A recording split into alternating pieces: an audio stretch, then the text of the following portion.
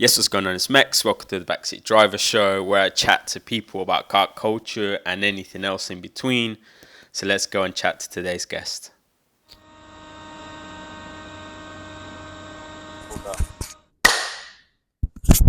Good to go. All right, so today we're here with Jake, Mr. Street Drift Worldwide, Mr. 365.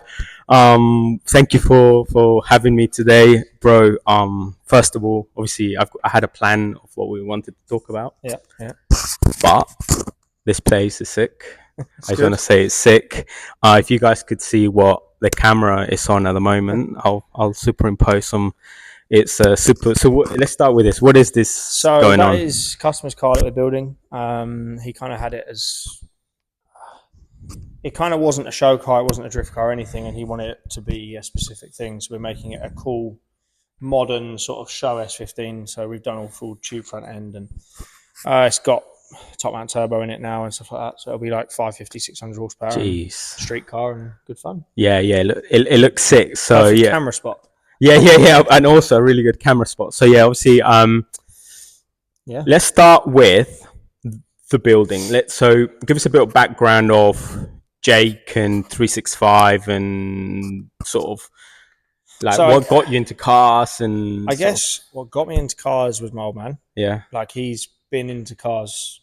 So I was born into cars. Okay. He bought and sold cars. He built stuff when he was young. He used to drift and do a lot. I suppose it wasn't drifting back then. It was just you had a rear-wheel drive car. Like hooliganism. Like 2.8 Capris and all that sort of stuff, and they'd go and be hooligans. Sick. So I was kind of born into that. And then he had like all sorts when I was growing up. Like he had a couple of Ferraris that he enjoyed, and then all sorts of stuff, which just kind of made me like cars. But then obviously I was from a different generation where we grew up with more the Japanese stuff, which was the stuff that we watched when we were kids, Fast and Furious, all that sort of stuff. Gran Turismo. I used to use the 34 on that all the time. So, and the 32. Yeah. Those were cheat codes almost.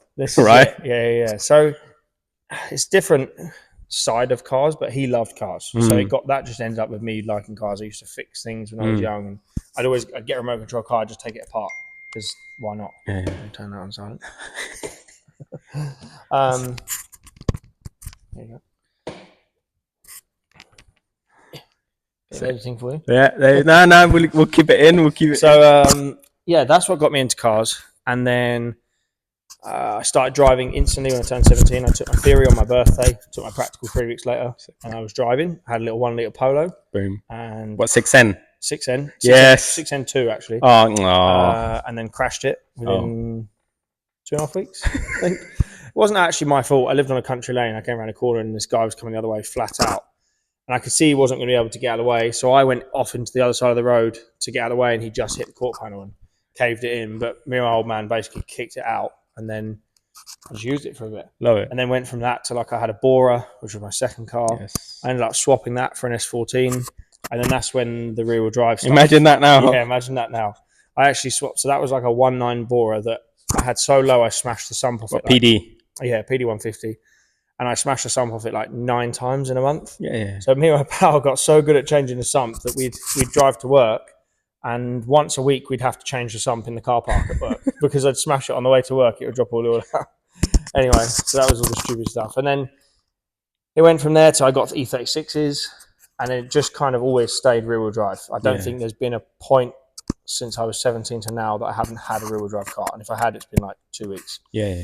And then I worked flat out back when I used to do construction work, back when I was, how old have I been? Maybe 20? Yeah, 20.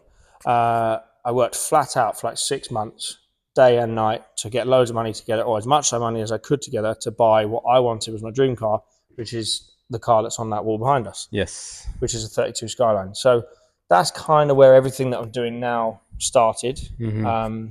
First iteration of that car was built in my father-in-law's garage, which is when I put the Pandem kit on it. I did an old RB25 swap and stuff like that, and it was good. It worked. And then from that, I'd already been doing work on other people's cars and friends' cars and stuff like that for a long time. And then it was kind of pre-COVID, I'd started doing it more and more.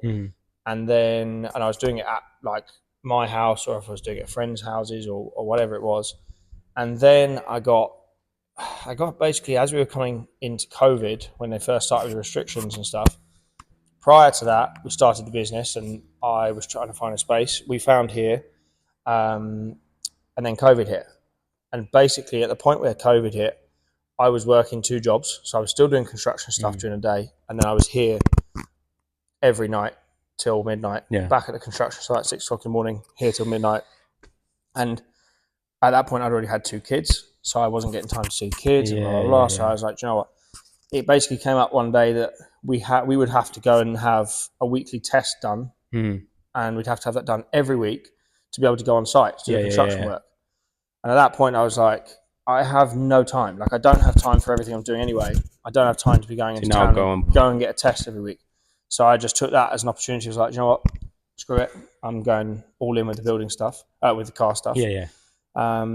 I've been here ever since. Oh, sick. And was flat out through COVID because people I was going to say, I bet through COVID, like, you know, people are sitting there imagining what they want. And there's this guy that's like, he's done it for himself. So can you just do this? I bet is that how it started? Oh, can you just do this and this? Can you? So that's kind of what the 32 was built. I built that because that's what I wanted. And then what came from that was kind of like, I guess it was a bit of a kind of like showpiece to be like, what do you want? Do you want this? Do you want that? And this is the sort of stuff we can do. And in the process, I'd always been drifting. So hence I always had rear-wheel drive cars. I had E36s and stuff like that. I've always done drifting. So then came the like smaller drift builds, BMWs, few S bodies, maintaining stuff for friends and customers or customers that then become friends. And it just kind of escalated from there. And then I suppose when I started drifting properly was probably when I got the original S15. Okay. Well, actually, no, because I had a 350Z before that and I was drifting loads. Standard 350Z stuff, right? Yeah, but it was never enough. So No, because even the high revving one, whatever that. This is it. It's not. They weigh so much. Yeah, they are great cars for anyone looking to get into drifting. They're probably the best car you could buy to start and to learn. Like, do I want to be committed to this? Because it will teach you good car control because they are heavy and they're not particularly fast. So it will teach you momentum and all that sort of stuff. But also it will teach you, like, am I committed to the level of cost and time you have to invest to go drifting? Now, if you're someone who just does it once a year, it's easy. Like, it's not a hard thing. No. But if you want to be doing it regularly, you've got to be committed because it takes up everything. All your time, all your spare time, all your thoughts, all your energy, money, everything. Then you've got to work more to be able to earn enough money to do something like that. To do the stupid shit. It's expensive. And so, and you break stuff naturally. You like, do. Drifting breaks stuff.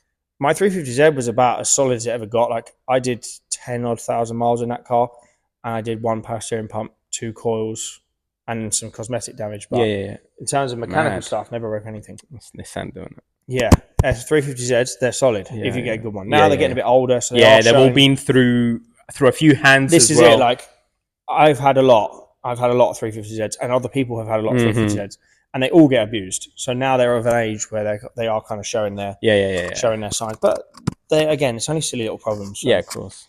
So started with that, then got the S15, and then it kind of all escalated from there. That original S15 was never meant to be what it ended up being. It was kind of meant to be just chucked together as a cheap, quick skid car. Then it blew up at Pod. The SR blew up. Okay. So I was like, well, I'm not putting an SR back in it. I'll put an RB in it. And then I was like, the engine's out. I might as well paint the bay, do a full tube front end. Blah, blah, blah. Just while I'm here. Yeah, exactly. And that car then and then I did loads in that car. Like, I think I did like 12,000 miles of drifting in that car. Right. So it did loads. Did the trip across Europe. Street drift. Huh? Oh, carry on. What was that? Street drift. No street drifting, apart from in other countries. We'll get to that. But did loads in that car. The trip across Europe. Having that car made me be able to develop my driving skills a lot more. Drive with people I wanted to drive with, and then it allowed me to go and do like the Silverstone demos and all that sort of stuff. So that's kind of, and in the process, a lot of our sort of customer base comes from doing the events, doing the shows, doing the demonstration events, and that sort of stuff. So it kind of all escalates together. Yeah. So ties in hand with all of that, and it does make sense. Obviously, my sort of point of view, from where I see it, I do remember seeing that original S15, and to be honest, first time I remember seeing you fitted, put in the 32 on the ramp in Manchester. Yes. Yeah. I was like, yeah, that was hold a on, long long time ago. Yeah, and I was like, yo, this because it's like, I mean, well, is it red or purple or a? It's like a purple. Yeah. Yeah. And I love purple cars. I love purple, especially JDM. I just think purple and JDM, it just works, right? Yeah. I had a 300 ZX at the time in purple. Yes, I remember it. Yeah. So I was at fitted, and I remember seeing that on a on the podiums, and I was like, bro, this is sick. And it's like, this is the first like Pandem sort of wide fit, and the wheels really are just deep. Yeah, those rear wheels are just deep. They had 15J weds on that. Yeah, it's mad. Yeah. So they were silly. There was no one had done Triple Eights as well on the rear. So I was like, okay, because when I first saw it, it's like, okay, it's sick. It's probably a show car. Yeah. And then with those rear wheels, bro, you gotta be pushing some power to move those rear wheels, right? So I'm thinking it's just a show car. And then I see the Triple Eights on the rear, and I'm like, no, okay, this must have something spicy in there. But I never saw it run. And then I see it when you were clearing at the end of the weekend, going, I said, oh, there's that sick, and it actually wasn't. When did I see that car running for the first time? I think it's probably back from the last North Wheeled Players that we did. Yes. Yeah, that's the first time I saw it running, because that was obviously Essex. I drove it there. Yeah. Yeah. And I remember that's the first time I see it actually running. And I think part of the M25, we came down together, and there was your mate with a white Evo. Yes. So it was, and that Polish guy with a 34. That's sick. And 34. Then, Marcin in the 34, and then Kaisel was with us. Yes. He was in his RX-7. Yes, of course. Yes. Yeah, we came back down the M25. Yeah, and that's a long time ago. Well, that was the last North Wheeled Players. That was it. So, but that's the first time I see it run. I'm like, bro, like, this is sick. Yeah.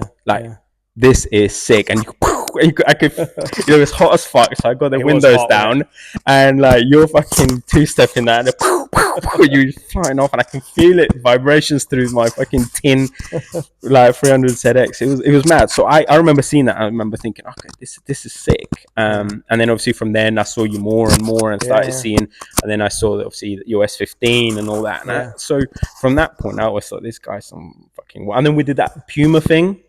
That never became a thing. Yeah, the Puma thing. They just signed it off. They just never signed it off.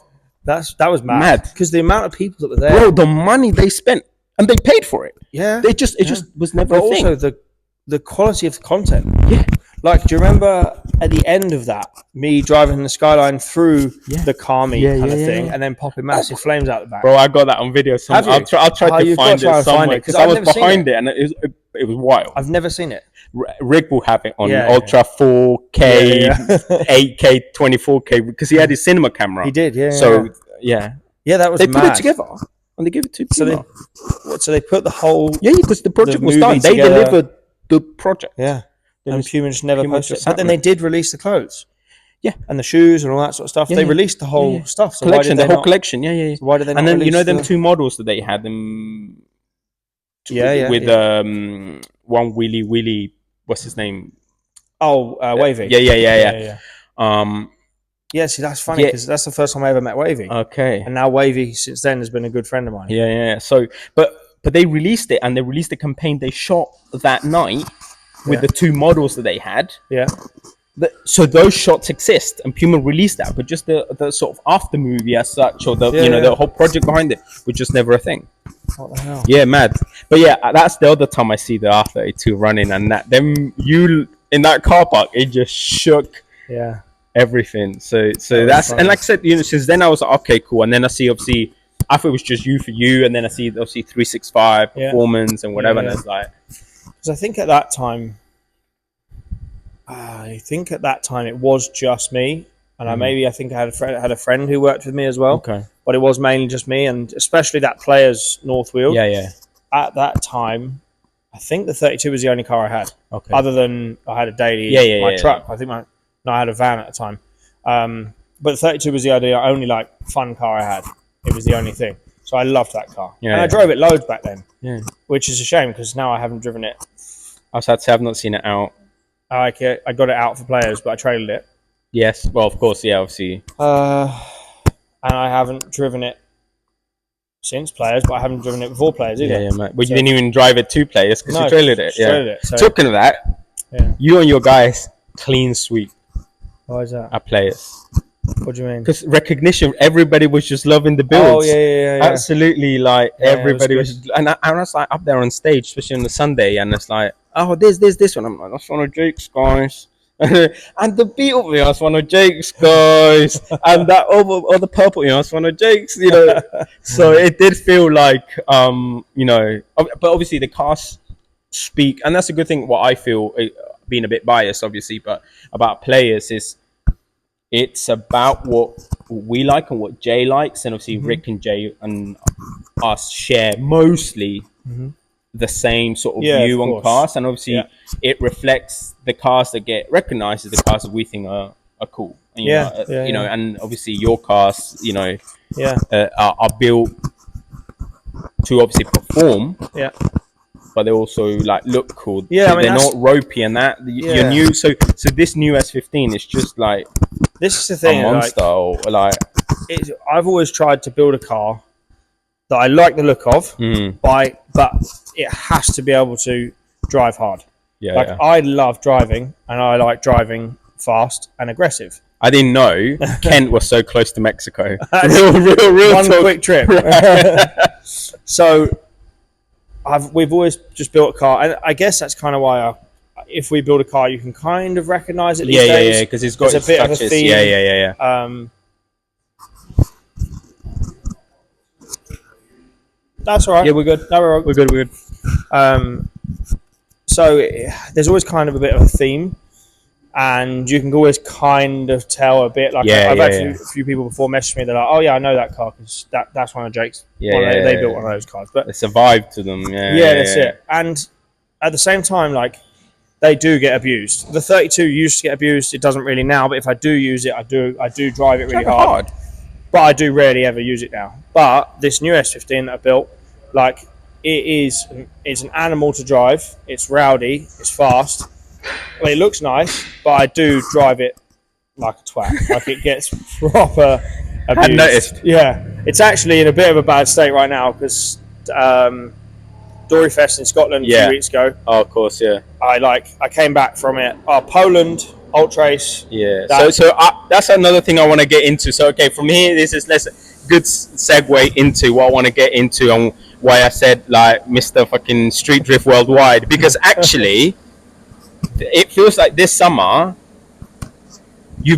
since you did that sort of winter thing on your E92, right? Like, that looked wild, and the videos looked crazy. Sick.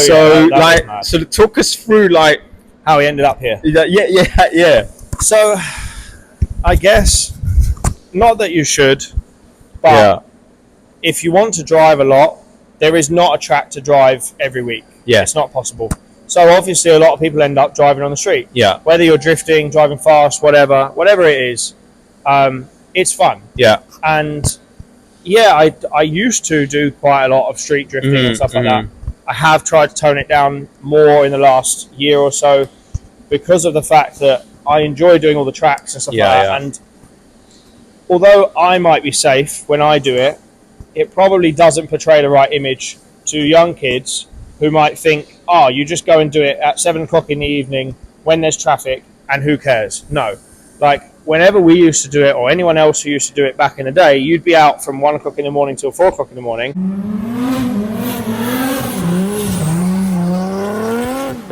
In places where there's no one on the road. No one is in danger. Yeah. Other than yourself. Industrial states and stuff like that. Yeah. So I try to tone it down a bit now because it is too bait now. They're watching. They're always watching. Always. And it does portray the wrong image to people trying to learn. You can learn without having to get into that. So anyway, how we ended up in the situation now is, so I suppose it kind of started with Chafin. I've known Chafin for a while and used to speak on Instagram quite a lot. and then he wanted to come over to the UK Yeah. and do some stuff. And we knew each other because I did car stuff anyway, like done a lot of ring trips and a lot of track stuff, a lot of drifting, all that sort of stuff. So he used to like what we did. So we basically just said, oh, well, look, if you ever want to come to the UK, just let me know and we'll go and do something. Welcome to Jake's place, and probably the worst fucking driveway in existence of tuner shops. Last year he came over, and then we went out and had some fun. We went to Wales and had some fun, and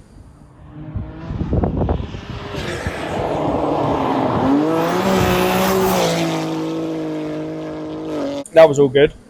And then and obviously he's crazy in terms of like what he wants to do and like crazy trips. He's just he's mad. He's like, oh well, let's just ship our cars to the other end of the world and go and do this. And I'm like, all right, whatever you say. So he said to me at that time, he'd already done the snow trip because obviously he grew up in Austria in the mountains. So he'd done a lot of snow drifting. I'd never driven in the snow other than like the UK where it snows one day a year. So I'd never beast from the east, and then one day you get like that much snow. So I'd never really done it, but he said to me, look, we did it last year. We went to Finland, and we're going to go again this year. And do you want to come? And I was like, yeah, I'm down, because that sounds mad. I've never done it, but I'm sure we'll be fine. So obviously was doing all the normal track stuff last year, like did track at players, and then did like a lot of ring trips and that sort of stuff. And then that was kind of the beginning of, I suppose, what we're doing now with social media and YouTube and stuff like that, where it kind of doing the YouTube stuff gives me an excuse to go and do more cool stuff. Because I can justify it a bit more. Not that YouTube makes any money or anything like that. It just costs a fortune. But it's another reason why you can justify it. And you can document it, and again, like we were saying, it's just something that to look back on, like, 100%. You know. Like in 20 years' time, to look back and go, that was mad. Snow trip, sick.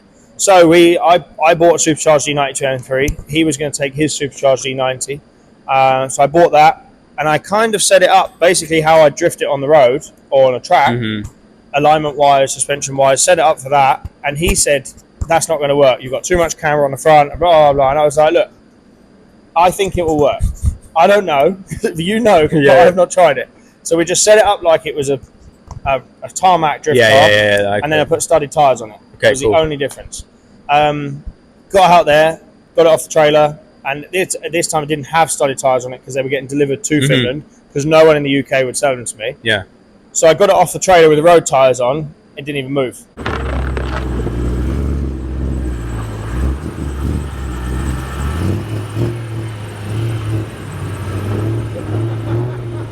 Perfect.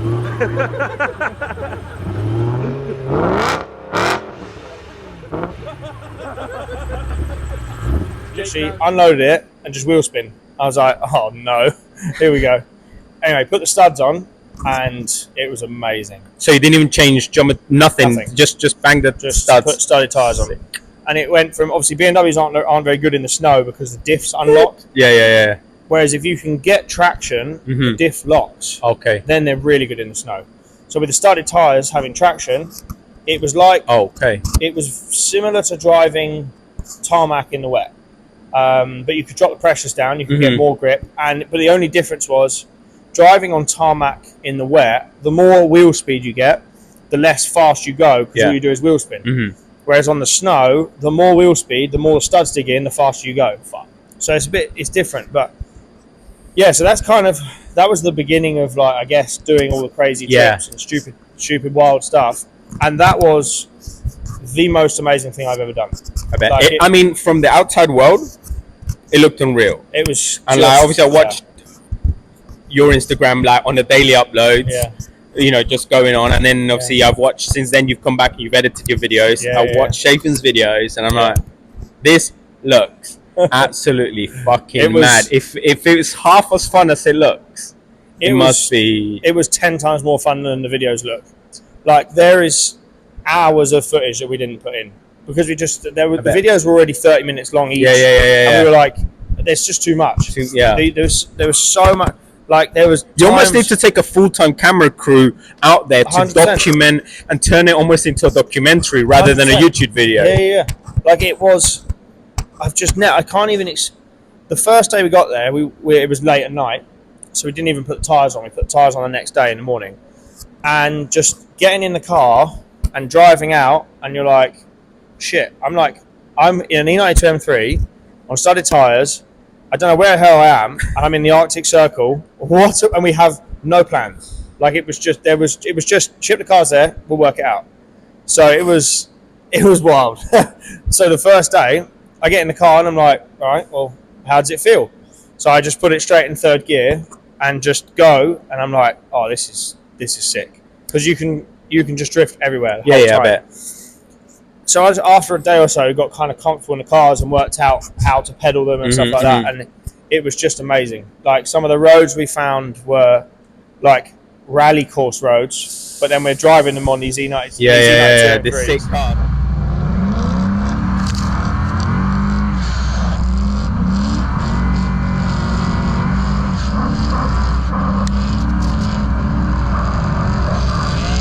Rather than there's a reason the Finnish are so good at rallying. Oh, 100%.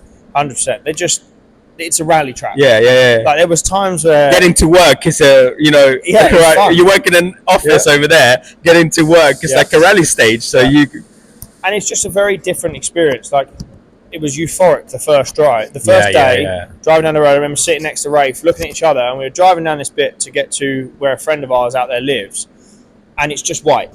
Everything there is no colour other than white. A few little bits of green in the trees, but you're driving down the road and we look at each other and we're like, where are we? Like, this is straight up out of a movie. Like, this is wild.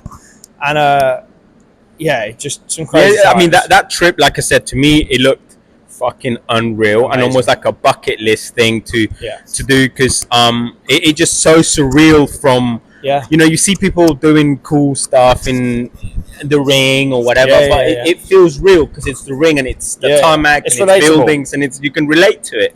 Whether you've been or not, you can relate to it. You can watch in the US, never been to the ring, you can relate to it because it's a track, it's in, whatever. But seeing that, like, for us, especially who, as we said, we don't really get snow, and in Mexico, what is snow? Exactly. We only see it in the movies, in Home Alone, right? See, that looked sick. Obviously, on the back of that, you've done a few other like trips or like so that was kind of like, I suppose, for YouTube and Schaefer, I guess, and anyone, you kind of have to have a crew, because people have to know you need a few things. You need to be able to drive. You don't need to be the best driver in the world, but you need to be able to drive. But you also need to know when enough is enough. You need to know when, like, chill, like, because someone's going to get hurt or whatever it is. But you also need to be reckless enough to, like, to be adventurous. Like, one of the mornings we drove to one of these places where there's these amazing roads, and there's Schaefer out the front, but he was in a different car because his BMW was already there. And then there's me and Liam, and I'm behind Liam. Oh yeah, fucking Liam. Yeah, he's another absolute hooligan. Yeah, he is. Yeah, he's the one that doesn't really know when to chill. Oh no. I mean, if you know the history, you just drive away. And leave him to it. So one of the mornings we're driving down the road, and it was like the most amazing morning. It was minus 25, so you can imagine how crisp it felt. We're driving down the road, and both Liam and I sat there. We're like, this is boring. We're just driving.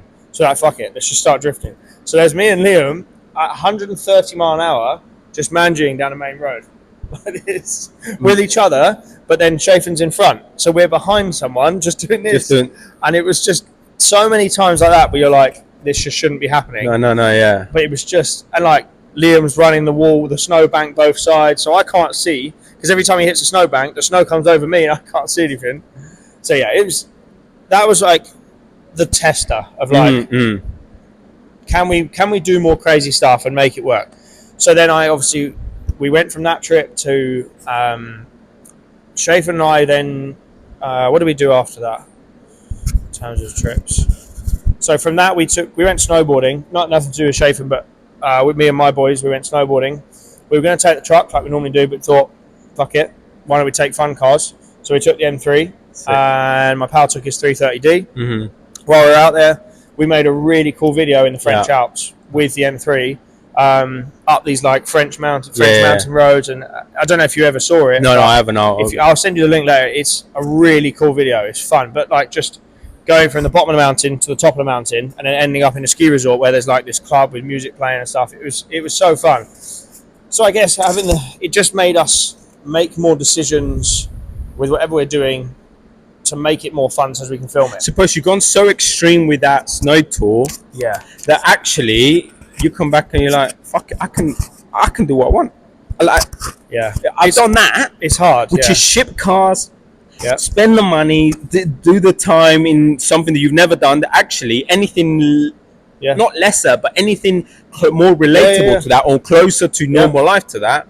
You're just like, let's go. Yeah, and ready, let's go. Yeah, exactly. Like the snow drifting stuff, I'd done it there, so I was like, I know the M3 will work in the snow. So let's just take it to the mountains. And the boys were like, well, what if we get stuck? I'm like, well, I didn't get stuck there, so we'll just work it out. Like, it'd be fine. And just don't plan it. Just go with the flow. And took that snowboarding. It was amazing. It was so much fun, and it gave us something else to do while we were there. And then since then, pretty much from that point, which was like the beginning of March to now, it's just been non-stop. Like events every other weekend, different countries, all that sort of stuff, and it's been brilliant. So I suppose where do we go from there? Got back from snowboarding, had Jap Fest. That was it, beginning of April, and this was before I'd built the new S15. So I had 4 weeks to build the new car from getting back from snowboarding to the event where it had to be. I had 4 weeks, so I was flat out every day and night to build that car. Took it to Jap Fest. Car was absolutely perfect. Like, it was a rowdy machine to drive.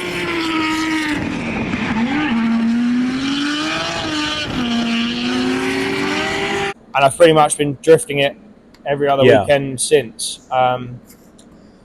So I guess, what other trips have we done? Or even trips. I mean, just you went to bought a white Corvette in Miami, so and that looked rowdy as well. That's probably the next thing, I guess, was get the car built. The car worked, and once you'd taken it to Silverstone, I was like, right, sweet, car works. Then I really wanted to go to the States and go and experience some drifting out there, because drifting in the UK is expensive. Drifting in the States, the actual physical drifting out there is actually a little bit cheaper. So how I saw it was, I could either go to Driftland in Scotland for a weekend with the S15, and I mean, realistically, it probably cost $2,000 to go and drift for a day in Scotland, or 650 quid for return flights to the States. Accommodation out there is cheap. Food out there is cheap. Drifting is cheap. The tyres are a little bit expensive, but drifting is cheap. So I figured I had an M2 here that I loved, but I didn't really use it very much. So I thought I'd sell that and I'll buy a car out in the States. So literally, again, there was no plan. I found a guy out there with a cool Corvette that was already kind of kitted. It was like, it had all the torque tube rebuilt, had a full cage, bucket seats, wise fab, handbrake, everything. It was like a jump in it, drive. So at the time, I was kind of like talking to some friends out there, and Larry Chen, who's a good friend, I was supposed to kind of skip that.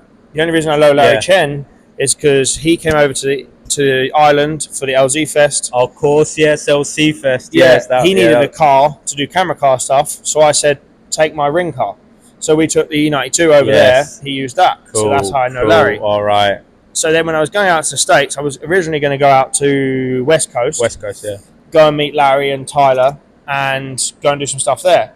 And then they said, literally a week before Hyperfest, they said, well, we're going to Hyperfest, so why don't you go there? And I was like, well, it's a week to the event. How am I'm probably not going to be able to get a spot to drive.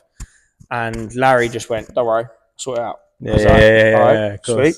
So he basically spoke to Hyperfest and said, look, I've got this guy coming over. Can you sort him a drive? They said, yeah, no problem. So they sorted me out a ticket. And at the time, I still didn't even have a car. So I paid for the ticket. Didn't even have a car to drive at the time.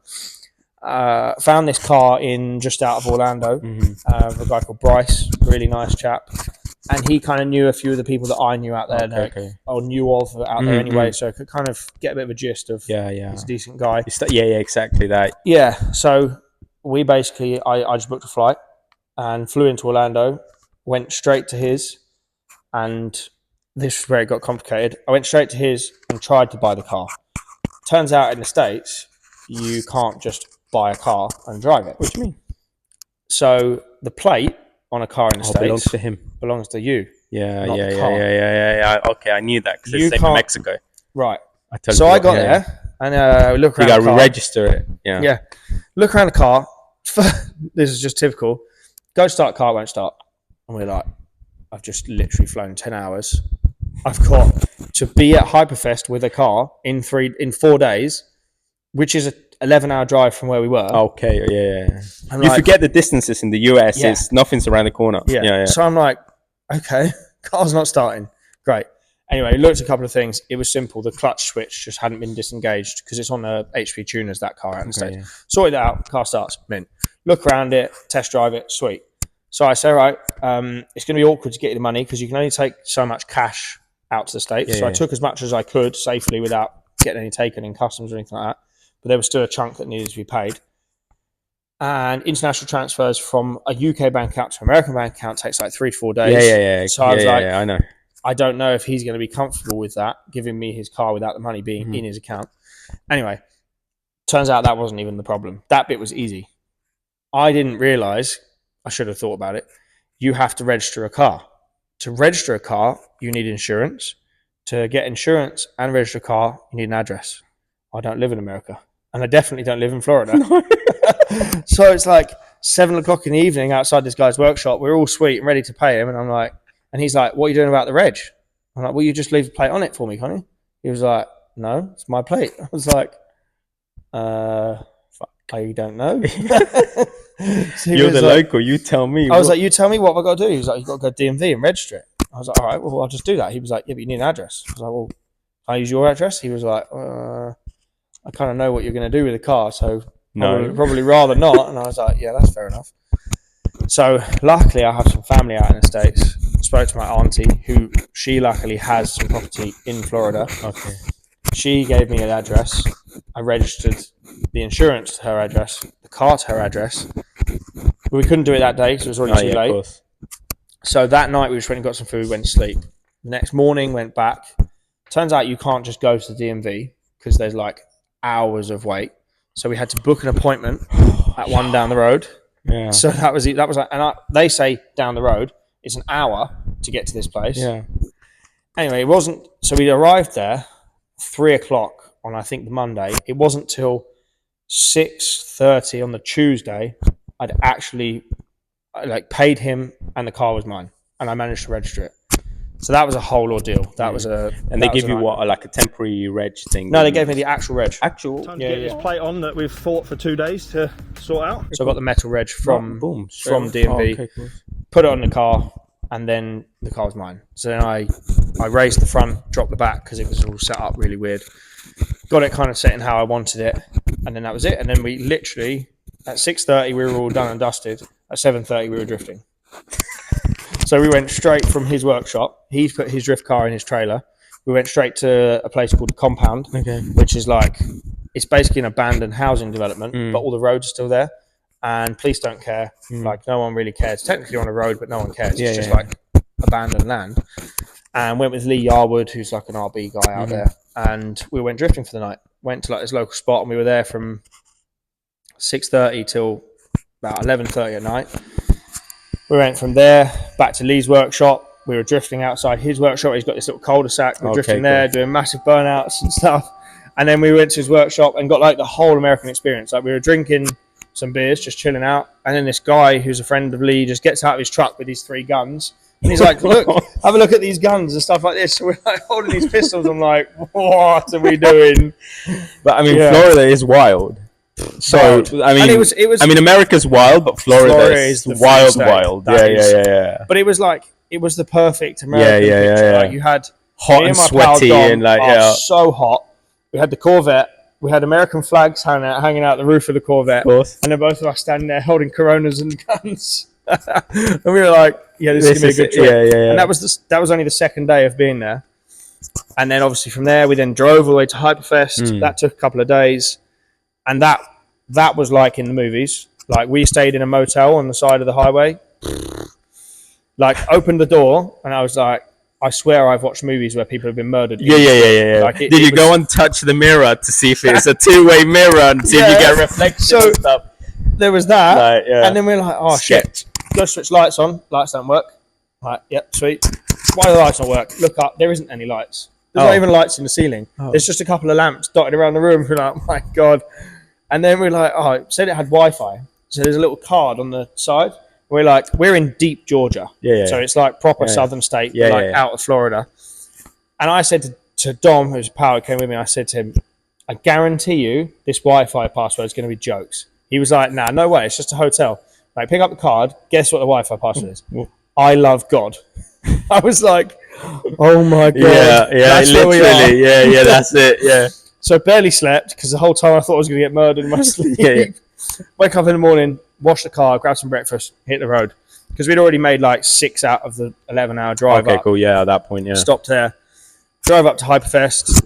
2 days drifting, like the most amazing track. Absolutely incredible. Hung out with Larry and all our friends. Was drifting with like Formula D drivers like Forrest Wang and stuff. And that was like cool. 2 years ago, that was a dream for me to go and now you're like drift with him. And then I'm spinning laps with him. And it was absolutely an incredible race. Cooking the tyres off. There's nothing left by the end. It was fucking wicked.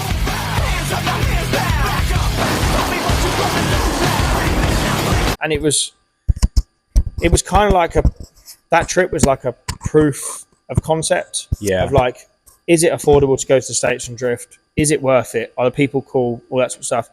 And it blew my mind. It was 10 times better than I ever expected it. Wicked. And made loads of cool friends while we were there. Like made friends with the people who run Drift Appalachia and you run US Drift and all the Formula D judges and drivers and stuff. So it was kind of like the way in, like, you started getting your sort of your foot in the door of it was kind of like that's what it needed to be for me, and I met all the right people, and now if I want to go out there I can pretty much go out there and do an event, and the freedom is there, and it was so worth it. So that was another just crazy thing. Like loads of people kept saying to me, what are you doing? I'm like, just whatever, just living. 100%, 100%. And again, another trip that looked sick. I love Corvettes, and to see a white one as well. It's just so like it's Miami as fuck. White Corvettes.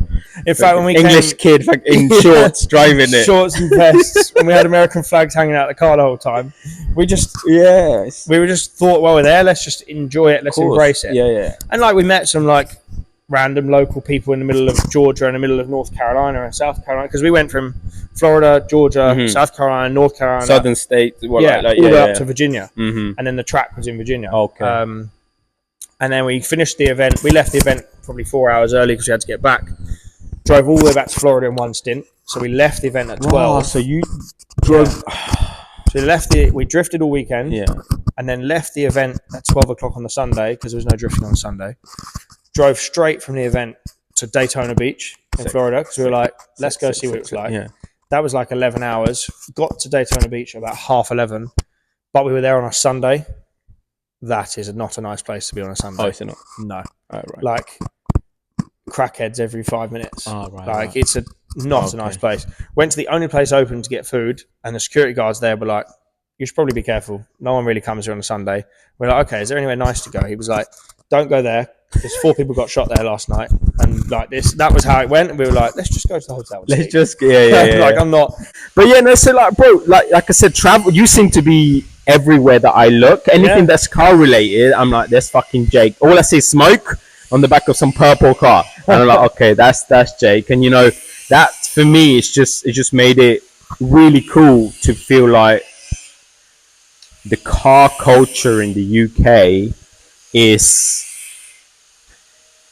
representing the car culture in a really, really cool way, because you get, to be honest, the Americans, the reason why I think it's so cool out there is because most Americans like cars.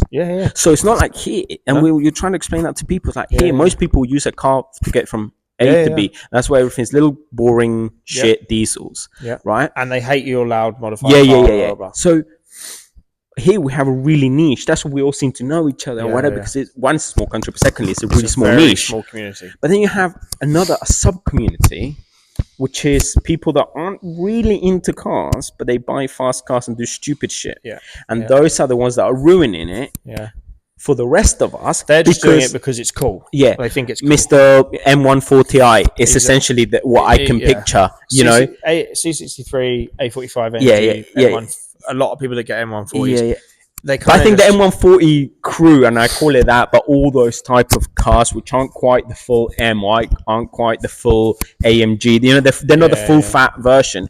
They seem to be the worst because they drive them as if they were the full fat absolute, and they do all the issues, bro, like all the racing and all the, you see all these. This is the problem with it, where, like I was saying earlier, with like, yes, I enjoy a bit of driving on the road, but there's levels, and there's respect, and there's control, and there's the car being able to do what you want it to do, and your car's built to be a performance drift, and it's set up, and the front is set up, and the rear is set up, and your tires are correct, everything's correct. Whereas these people are going around in their cars that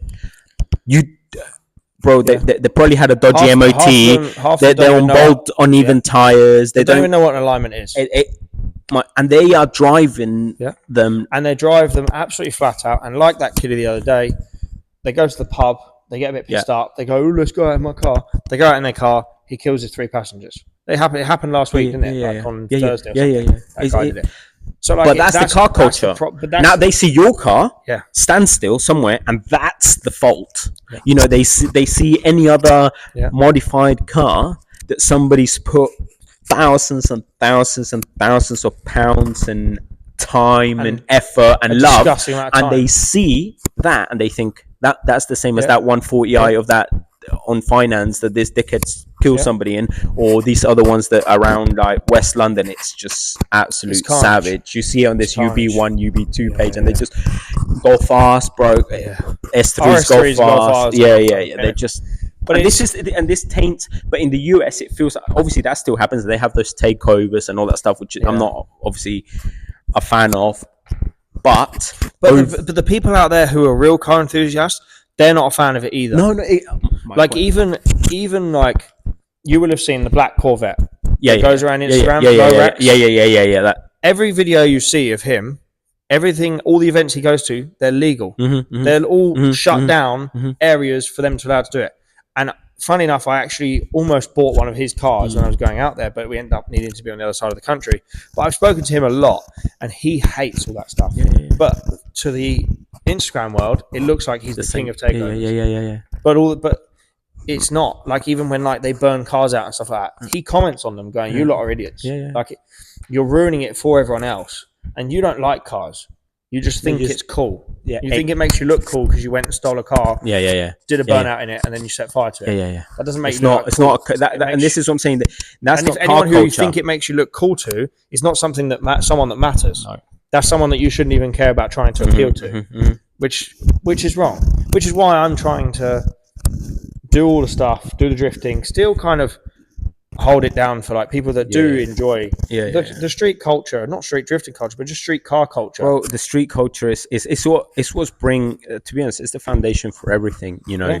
And it's the youth culture, and every, you know, old people can look down on us and be like whatever, but they had their day and they did their thing, and they had their scooters, you know, and they had then their like escorts back in the day, you know, and then they were rowdy then, and Southend was a thing then, way more rowdy than it is now. So Southend was mad. It's just because the social media now.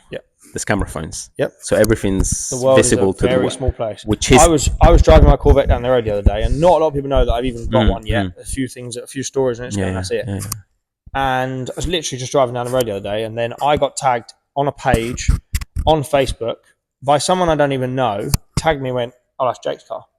And I was like, that's kind of sick, but no one even knows I've got that car yet. How you tagged? This is what I mean, and but that means I've driven past someone. In the time that I've driven past someone, within that 2 seconds that he can see me, he's managed to get a photo.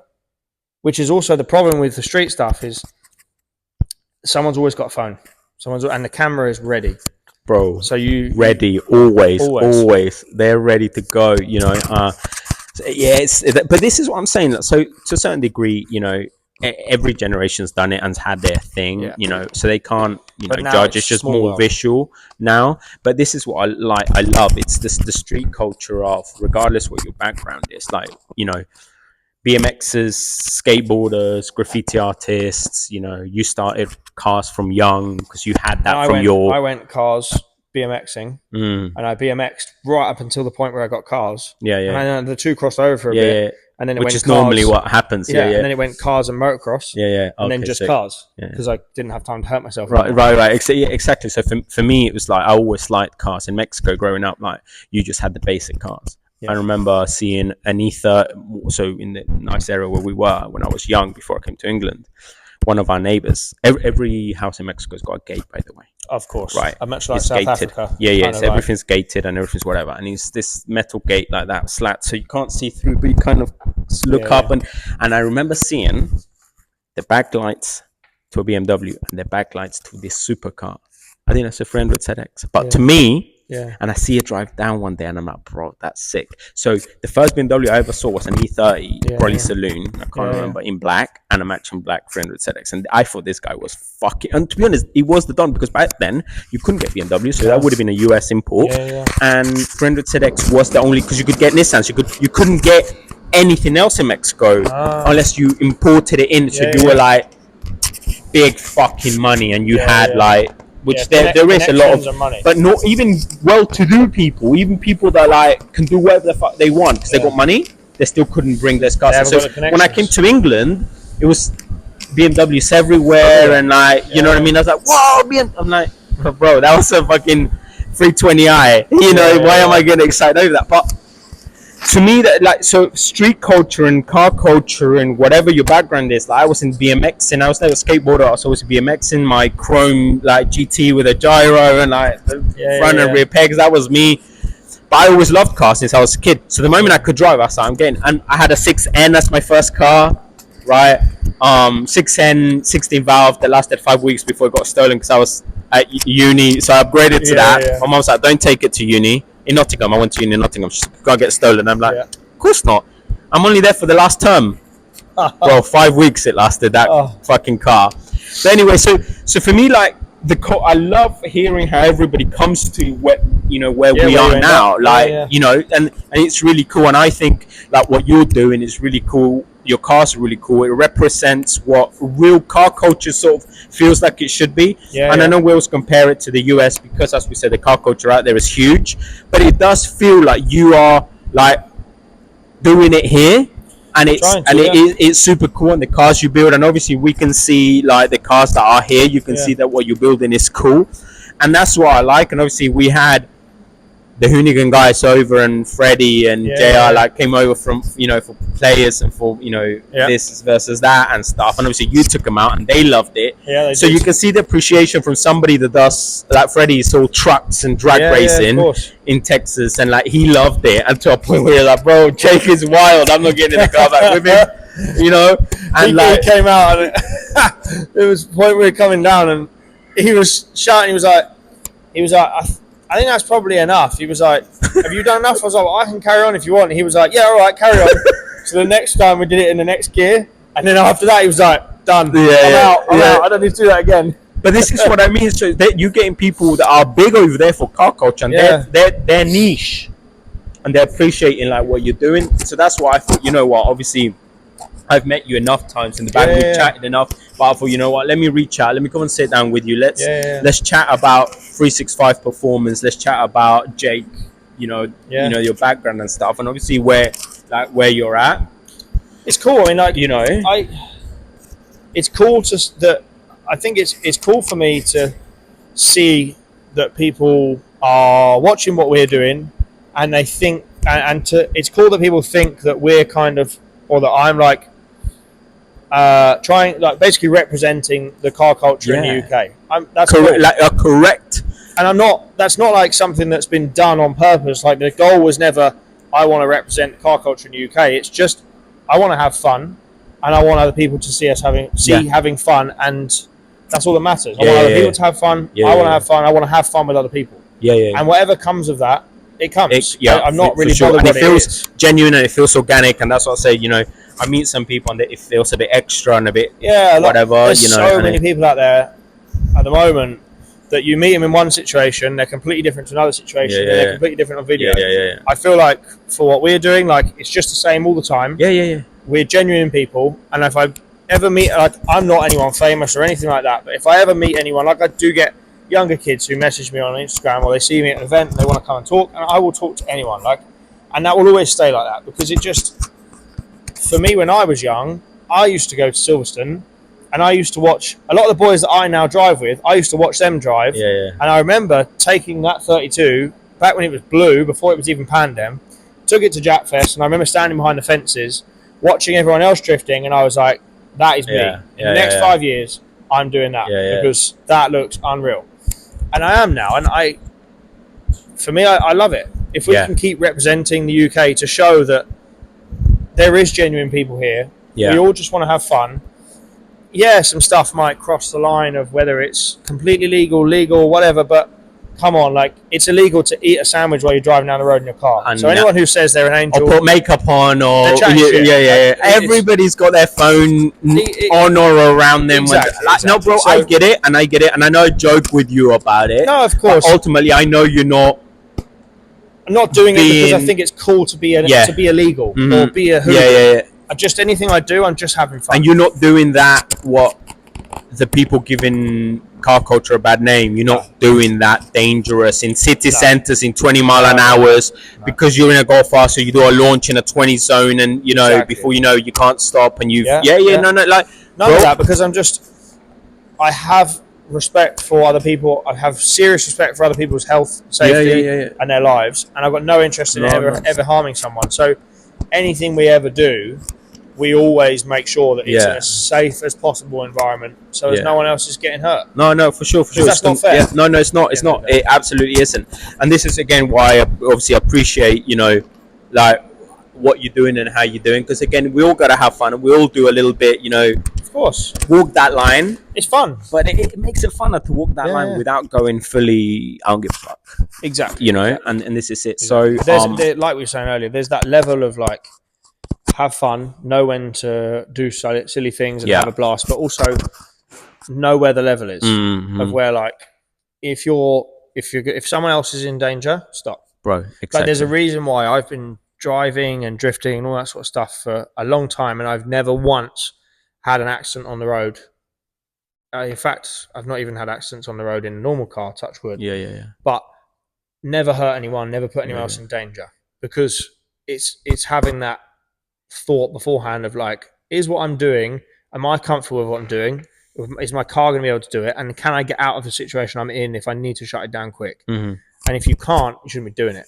But also, if you have to stop and think for a long time about whether all those things work, then you also shouldn't be doing it. Because it means you're clearly in the wrong position, or you're not confident. You're not able to make a split decision because you have to think about it. In that case, it's not exactly. It has to be a second nature decision, like an instant decision of how you're going to get out of the situation. For sure. If you're not comfortable with that, then you shouldn't be doing it. For sure. I agree.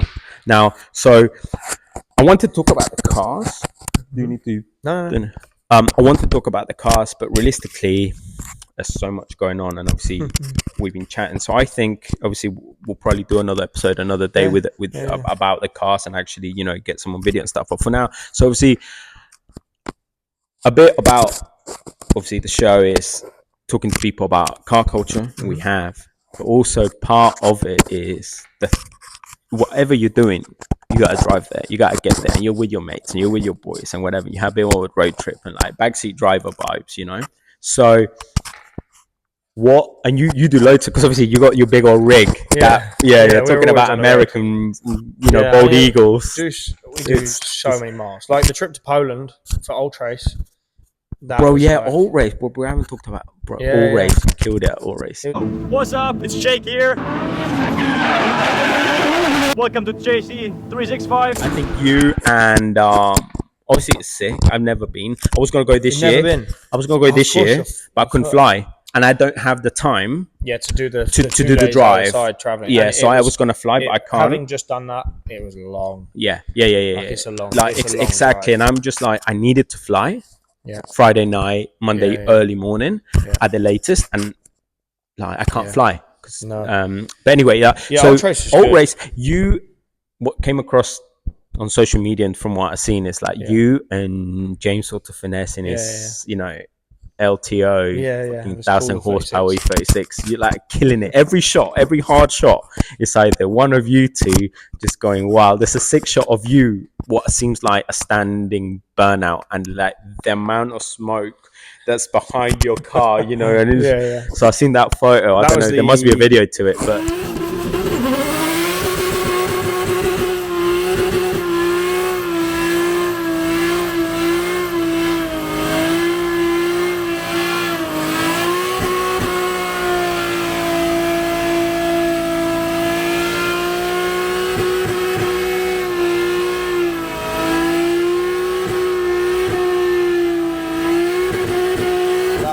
That was the end of the show. Okay.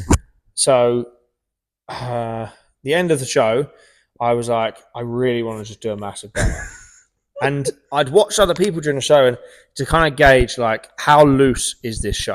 How loose are the organisers? Is anyone going to be? Because I don't want to piss anyone off. No, of course. I don't want to ruin their event. I don't want them to get in trouble. But and on the Saturday when it finished, people were doing burnouts all over the place, and I was like, all right, like people are pretty keen, so fine. And it got to Sunday, and I'd just finished doing like a few runs. Like me and James Dean had a few runs together, and that was wicked fun. Everyone kind of chilled out a little bit, and there's no one on the track. And I was like, there was a couple of cars parked. I was like, you know what? I'm just going to go and do a massive burnout. So I said to a couple of boys, come and film this quick if you can. Jumped in the car and was like first, second gear, and then just slowly rolled down the track, second gear. And that car gets like, I think it's like 75 mile an hour wheel speed in second gear. Jesus. And I was like pretty much at the limit. So completely put a brand new pair of tyres on it for it and pretty much smoked the whole thing. Yeah, I bet. I took like you it's on my Instagram. It's on my post. But it was like that event was amazing. That event is We took a show car, one that we built, S14, and I took the 15 to drift. It was hot. it was looked hot. unbearably hot. It was And like with all those cars 36 just degrees. absolutely buzzing it, even Everything was just way too hot. It was like 36 degrees on Saturday and beaming sunshine. I had to stop and change the drive shaft. It didn't actually end up being a drive shaft. It ended up being a wheel bearing. But stopped to change the drive shaft about 1 o'clock in the afternoon. And I, no joke, thought I was going to pass out. Like I was lying on the floor changing the drive shaft, and I had to stop and just lie down for a minute. I was like, I don't know if I'm going to be able to do this. And after I changed it, I couldn't drive. I literally went to get in the car. I was like, if I drive now, I'm going to crash. So I went off, got some drink, had some food, stuff like that. And it took me like a good hour to feel normal again. I felt like I was about to pass out. It was that. That looked hot. It was so hot. Did look hot. But it was an amazing event. Yeah, that looks sick. That looks I love sick. players. Yeah. But that is the best standard of car show that I've ever been to in my life. Yeah. It was everybody says it. I don't even know how many cars there were there. Probably 300 cars, maybe more. Okay. And every single one was perfect. Yeah. Or like even cars I don't like at all. Like there was an old Volvo there, but like not nice shaped Volvo, like 2004. Yeah. Oh, okay, yeah. Like people, like old man saloon Volvo, like not a nice car, not a shape that anyone likes yet. And this guy had done it so nice, and I looked at it, and it had like all mahogany interior and stuff. And I was like, you know what, that's sick. And I don't even like that. Yeah, car. you don't even like. But you can see you can appreciate the effort and the work and the planning that's gone into it. You could see whoever's it was, they did it. Yeah. And they loved it. And then the drifting as well. Like it's the worst track. It's an awful. Yeah, I bet track. the surface it's tarmac. Then it goes into cobbles. Then tarmac. Then cobbles. Then tarmac. Then cobbles. So it's like, and the tight. Like I got one of the entries, which was actually when I damaged my back bumper. On the Sunday, I started right back at the gates. So I'm just going to see how fast I can go. I got like 75 mile an hour entry into a 10 mile an hour corner because you enter and then it's like a hairpin. And like it's so slow. Yeah. So it's an awful track, but I had the most amazing time driving there. I guess for the track, it's got to be because most of them are, they're running a stock engine, most of them are like low power, lots of camber, low grip. Exactly. It's that. It's a style event. Yeah. So my car is probably like even the organizer was like, your car's a bit much. Probably a bit much. Like, yeah. All right. Yeah, that's fine. But, exactly. Yeah, that was an amazing event. It was cool. It was cool to again represent the UK drifting there, and we had a good time. Yeah. No, like I said, that looks sick. And like I said, almost everything that I saw that was cool was like you or James just absolutely. Yeah, there's some really cool clips. Like it's right, like another crazy health and safety aspect. They had no barriers between the road surface that we're driving on and the crowd. There's just a curb. So wild. We're like, and I'm managing down the whole thing, and I'm rubbing my back bumper from curb to curb. So I did a run, came back in. This guy from the public came over to me. He went, "Bro, go and do it again, please, so I can film it." He was like, "You hit my shoe." I was like,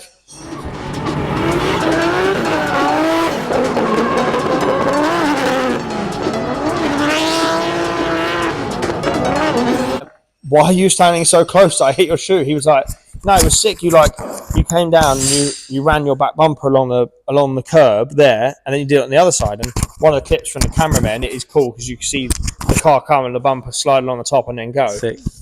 And then after that, I was like, "This is actually mad," because if I'd initiated once, snapped tie rod, I'm going through that crowd and I'm taking them out. So like they had no, and all the cameramen were just side. Yeah, I can see. Yeah. It's a wild place. But it's mad. again, like no one got hurt. No, that's good. That, so. Saying that, have you seen that clip going around recently of this guy on an industrial estate or street drifting, like, and he comes really close to the one curb. in Japan?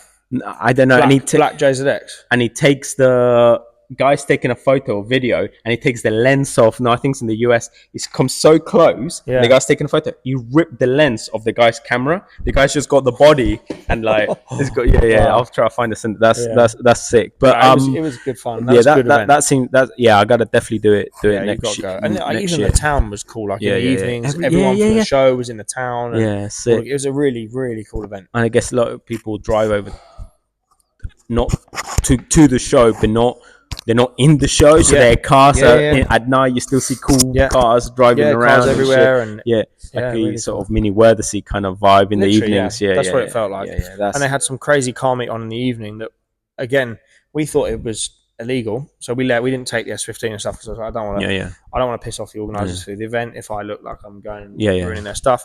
Got there and it was all legal, so they basically rented out this industrial estate or this massive yard. But they set up barriers. They had like a fire engine there in case. But then you could just do whatever you want. And there was like 30,000 people there. Crazy. But then there was like a street racing bit, and they were just like, it was like actual street racing. They were just random people turning up in their work van and they'd do a race with some random person. I got some mad videos. Oh, love it. Yeah, you guys share them some. I'll put some into here. But it's a cool event. It's mad. So just obviously one thing I want to ask everybody that I chat to is it's obviously part of it. Like I said, it's a road tripping and going places. And, wherever you go with your car, you gotta drive it there. So I want to pick your top 3 road trip snacks That I want to do or that I've done. No, snacks. Oh, snacks. When you're on a road trip. Drinks or just food? Just food. Fuck it. You know what? Well, let's do food and then we'll do drink. Maltesers. Okay. If I'm driving late at night, Skittles. Okay. Which ones though? Because they're like very ones. The normal, like basic. What color packaging? The red packaging. Red packaging. Okay. Big pack. Yeah. Oh, okay. Big pack. Yeah. Get that sugar rush. If I'm abroad, like France, all that sort of stuff, ham and cheese panini. Services. Okay. Must. Six. Every services you stop, you gotta get ham. Ham cheese panini reload. Yeah. Oh, that's sick. And top 3 drinks. Drink. Cold glass bottle of Coke. Okay. If you can get one, which is really rare. A fizzy orange Lucozade. Or water. I drink a lot of water. Yeah. I go through water like no business. In a car journey, I'll easily drink 2 liters in like a 2-hour. That's why the first thing I did when I got here. I was like, Jay, where's your toilet? Yeah. Because I've had 2 bottles of water, 2 coffees, and an iced tea. So I don't today. Drink coffee, so I'm alright with that because I don't drink coffee and I don't smoke, so I haven't got that. Yeah, I don't smoke. Yeah. But the coffee, I just need thing, coffee. Like all my pals that are on coffee, they drink so much of it. I can't. I don't even like the taste of it. Oh, really? This is why I drink it. I don't drink it because I need that. I just drink because I like the taste of it. I can have a coffee at 10:30 at night and go to sleep at 10:45. Yeah. Like it doesn't hit me that. It's quite some intolerance. I just caffeine. Isn't it? But then again, I can go without and I'm cool. But I just really enjoy the taste. Yeah, like enough. For me, that's the one. But yeah, I love a can of Coke, a cold can of Coke. You know what? I'm a real sucker for it. I used to be into fizzy drinks big time. It's a big thing in Mexico. Like there's documentaries about how big Mexico produces. Mexico produces. There's so many Coke factories in Mexico. By Coke, I mean Coca-Cola. Yeah, right. It's probably both. So it's part of the culture. The Fanta's different out there. The Sprite is different out there. and most importantly, our Coca-Cola is different out there. And in Mexico, it's in glass bowls. There's so different much size of glass bowls, So and much it's quite a better. famous thing about Mexican made because we use proper sugar, Okay. like So it's actual probably, real sugar. it's probably a lot nicer. It's much tastes nicer, richer taste. Doesn't have that and weird it's, aftertaste. No, exactly. So, but anyway, so it's in the culture, but in the last sort of 4 or 5 years, I've really cut fizzy drinks out of my life. Yeah. I'll have now one as a treat. Yeah. Like That's what I need you to know, do. like, I and do I just normally live do on that, live but on then water sometimes mostly. And I've stepped it up to spicy water, so sparkling water is like what I have most of the time with a bit of sprinkled lemon on top. That's sort of like my go-to now. Yeah. But yeah, so yeah, again, I just wanted to thank you again for taking time out your day so last minute, because I just literally turned up. But you know, I really appreciate it, and like I said, we'll plan it properly for one day for me to come and we can probably talk through the cars. Some more stuff. Yeah, no, I appreciate it, bro. Thank you very much. Yeah. Cheers. It's been fun.